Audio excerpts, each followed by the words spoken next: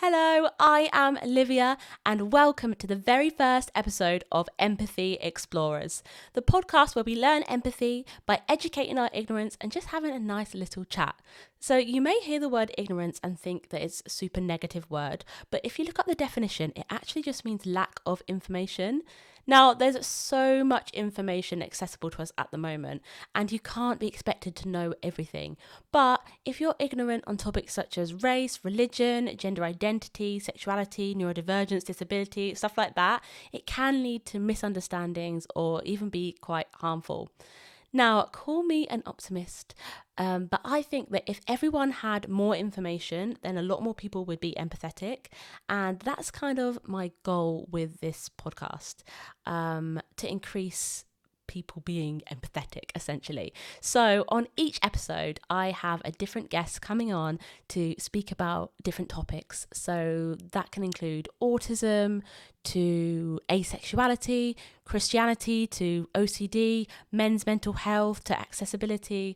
We're covering a lot of ground here, but each episode is kind of like an introduction to that topic, an educational talk, hopefully insightful, where we bust some myths, learn some new stuff, answer your questions, and also just have a bit of fun along the way. So that's kind of like the main goal. This is my second time trying to film this video. I filmed the introduction to this, first of all, in May 2025. Now, you may be asking, why has it taken a year to film again? Well, there's two reasons. The first reason is that I wanted to film a few episodes with guests first, just so that I could actually give you guys like an accurate representation and description of what this podcast is going to be, because obviously I can have an idea in my head, but having another person or other people in the room, that can kind of change things. Also, some filming was delayed because of my job. I was off being a fairy. More on that later. And the second reason, in the words of Renee Rapp, ADHD. Yeah, I'm an ADHDer, and demand avoidance is real. I've started so many projects, and then when it comes to the admin, like, I just don't follow through. So the fact I'm even pushing through with this, like, is a win. So please don't let this flop. So I should probably tell you a little bit about me. My name is Olivia Williamson. I'm 27. If you are watching rather than listening, you may be shocked. I have a bit of a baby face, but I barely scraped into the Gen Z category. On social media, I call myself the stagey ADHDer because I'm a performer and I have ADHD. So a little bit more on that. I graduated drama school in 2019. Since then, I've been in a pantomime most years. I've been in some musicals. I've been in a few TV shows, adverts, stuff like that. And when I'm not in a performing contract, I teach singing, acting, and dancing. And I was late diagnosed with ADHD and then later discovered I had autism. And it's kind of become my whole personality since. Well, not just that. I actually am an advocate for people with ADHD and autism. I try and do a lot for the community. I make content that's relatable to the community. I work with neurodivergent charities. I've done some SEN courses. And most recently, I was actually on a panel at MusicalCon discussing neurodiversity within the arts, which was really cool. It was great because it kind of combined like my staginess and my neurodiversity advocacy. So yeah.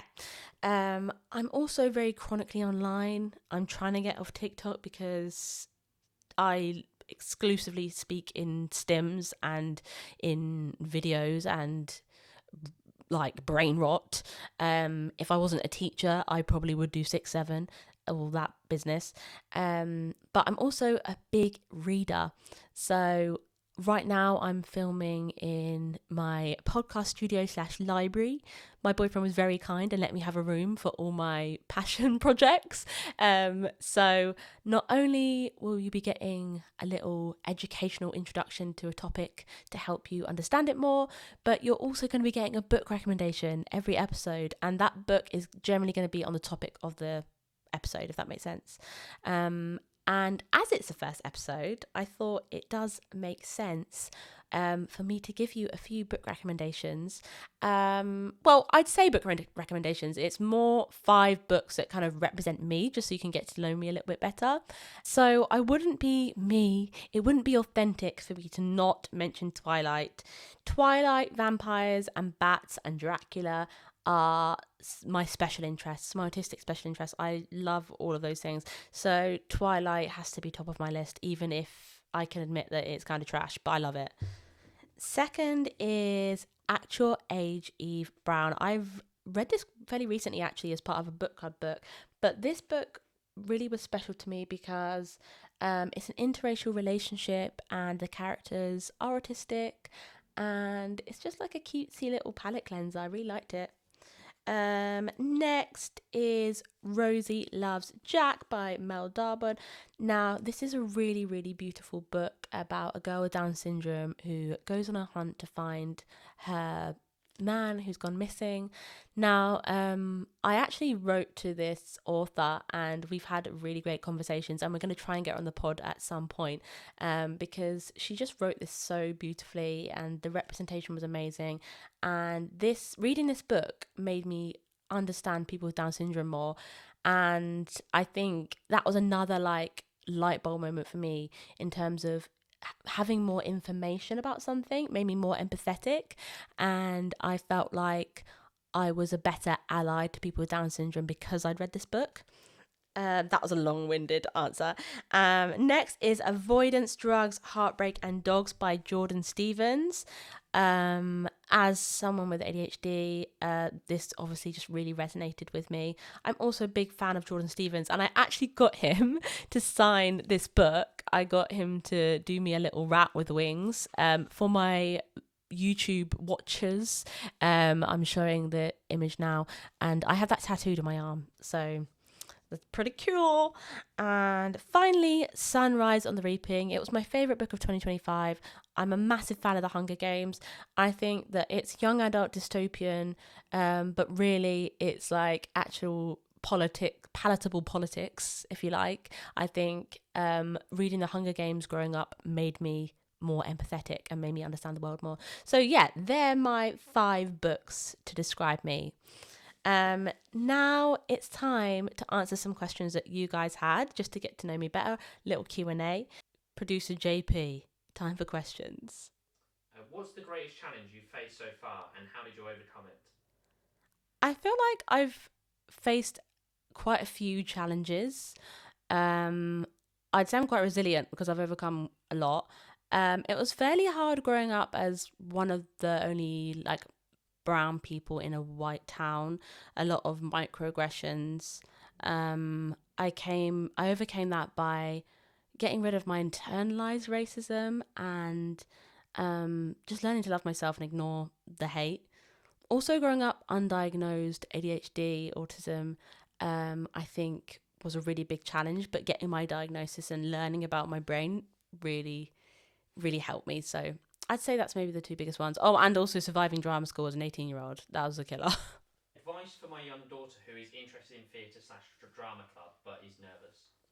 I'd say just go for it. I teach musical theatre and drama, and it's completely normal to be nervous or apprehensive.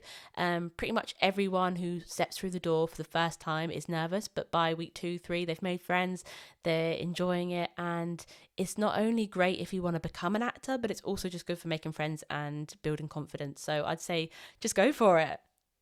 What's your dream role? I have quite a few dream roles. Up there is probably Dina in Dreamgirls, or just anyone in Dreamgirls. Like, that was a really big, life-changing show for me. I won lottery tickets on Todaytix, not sponsored, and I was front row to see Amber Davies, not Amber Davies, Amber Riley, wrong West End star, Amber Riley, and she was incredible, and I was like, I need to do this. But there's so many. I'd love to be in Six, Heathers. There's so many like contemporary musicals I want to be in. I'd also love to be in a Shakespeare play. I was in Casualty last year. I'd love to be in more TV. My dream role that doesn't exist is actually I'd love to play Bella in like a Twilight TV series, but that might be a little unrealistic. By the end of 2026, where do you want to be? Hmm. Good question. I think this might be a bit of a cop out answer, but throughout my life, I've put so much emphasis on achieving goals. And then when those don't happen, it can cause a lot of disappointment. I'm really happy with my life at the moment. I am in a job I like. I have a lovely partner. I'm healthy. I'm happy. So I would say I just want to be happy, continue being happy, because I think that is a privilege. But if we're speaking about goals, I'd love to be on the West End. I'd love to publish a book. I'd love this podcast to be like number one album. I mean, if you want to see my vision board, it's packed. But yeah, number one goal, happy. Have you ever been chosen for 2 shows at the same time? Have I? I did actually turn down a musical at the beginning of last year because the pay was bad. And then I got offered other things that year. So it wasn't at the same time, but it would have been at the same time if I'd accepted it, if that makes sense. What is your favourite thing to do? My favourite thing to do? Sing, read, eat crisps. What do you do outside of content creating? Well, this is a funny question because some people will only know me from social media, but I've touched on it before. I'm a musical theatre performer, so a lot of my time goes into auditioning, singing, dancing, acting, lesson planning, obviously reading. I'm also quite creative. Like I love drawing, colouring, um, anything like that. I like trying new things. I love a quiz. I do a quiz on my phone every day, which I love. I love watching a new series. I love date night with my boyfriend. I like spending time with family, seeing friends. Um, if I could have an activity booked in every day, I would. I love to do things and be busy. What's your favourite lesson to teach? Ooh. My favourite lesson to teach, I think, is dance, which is weird because it's probably the one I'm least good at, or like the one I do less in my career. But I just think it's fun, like get your body moving, um, blast music, and the kids pay more attention when you can just press play on a track and start dancing. What's your favourite performance you've worked on? It's so hard to pick a favourite performance that I've worked on, um, because I've loved them all for different reasons. My most recent show, I played Tinkerbell in Peter Pan, and I was on Heelys, and that was like such a fun kind of experience, just whizzing around on the screen, not on the screen, on the stage, and my solo. Well, wasn't solo because I had beautiful backing singers with me, but I sung Man Child by Sabrina Carpenter, which was so fun. I was also a swing in Frenzical, so I had 5 different tracks, so that kept it so exciting because one night I was Phoebe, the next night I was Hot Girl number 2, then I was Monica, then I was Rachel. So that was a big, really fun one. So I'm just going to do 3. And another role I really enjoyed was playing Tia in Errol's Garden, which was a 2-hander musical. And I really got along with Harry, who played my brother. And it was just a lovely little summer tour where we went around the UK, the two of us, pretending to be children in front of children. It was so fun. Do you prefer to audition in person or online? I prefer to audition in person rather than online or self-tape. I'm a bit of a perfectionist, so I get really bad anxiety before a self-tape, and then I will record 100 takes and still not be happy with it. Whereas you don't have that option if the audition is in person, so you just go in and do your best, and I find that better. Also, you can kind of get to know the directors and the casting directors a bit more and have a bit of like banter sometimes. But the negative of that is that you have to pay, and I don't live in London, so swings and roundabouts. Do you find people make ignorant comments with assumptions? Yeah, I feel like there's loads of ignorant people, and that kind of makes sense with that new definition well, it would be new for some people. People often make ignorant comments, and it's knowing when to educate them and when to ignore them. Some people don't want to learn. Some people do. I've been told ADHD is not really real and people just use it as an excuse for whatever reasons. Can you explain what exactly it is for people like me who've never learned about it? Okay, so this is actually a really big thing. People misunderstanding ADHD and thinking that it's just naughty or lazy people, but it is a like confirmed medical thing. Like, it is a neurodevelopmental condition, a disability that affects so many people. People wouldn't be prescribed heavy stimulants if it wasn't real. But it's also understandable that people haven't learned about it, because we spend a lot of time learning about English, maths and science, but not enough time learning about tax and the nuances of neurodivergence, disabilities, etc. I would say, to explain it, it's it's attention deficit hyperactivity disorder, but it's kind of starting to be more defined as dips in dopamine. And for me, I really struggle with regulation, so regulating my energy levels, regulating my emotions, and yeah, it essentially it changes and affects the way someone behaves and the way that someone experiences life, often in a negative way. It can make things a lot harder. But we will do an ADHD episode where I explain it better. Do you find it hard to sit still? Do I find it hard to sit still? Sometimes, if I'm really not enjoying myself, if I'm bored, sometimes my hyperactivity can come out in physical movement. Generally, my hyperactivity is more internal, so I'm a big overthinker, and that's the way that hyperactivity presents in a lot of women specifically. So I would say not really, but sometimes if I'm at the cinema watching an awful film, then yes, I'm not sitting still. Do you take meds? Yes, I do. I am on medication and I really do feel like it's changed my life. ADHD, how do you find living with it? It's it's a hard thing to answer, because it's not something necessarily that I'm living with. It is me. It's hard to separate the two, because I've never known, even before I was diagnosed, I've not known life without ADHD. So I definitely think my life would be easier without it, but also I have ADHD and that's part of me, and I'm learning to love myself. So I also see it as a positive. Are you still enjoying Just Dance? I downloaded the app but haven't tried it yet. Okay, I love that someone's asked me if I enjoy Just Dance. This is someone, I don't know who's asked this question, but it'll be someone who's followed me for a while, because a few years ago I posted a series on TikTok where every day I would make a vlog to try and get me out of a depression, and my exercise every day was Just Dance, and I absolutely loved it. I won't say it cured my depression, but it definitely helped. But I must admit, I have not done Just Dance for ages. I need to get back on it. It's so much fun. And that's it. Nice. Okay, so I've answered your questions. You understand what the podcast is going to be. So this will be the last episode by myself for quite a while, because I've got lots and lots of amazing guests lined up. Now, I originally wanted to do this like, new episode every week, but I do have ADHD, not that I've banged on about it. And it's just unrealistic. I'm going to be so for real. So you need to make sure that you're subscribed, you're following, all that good stuff, because I might just surprise you with an episode every now and again, maybe once a month, maybe more often. It's going to be a surprise. So make sure notifications are on.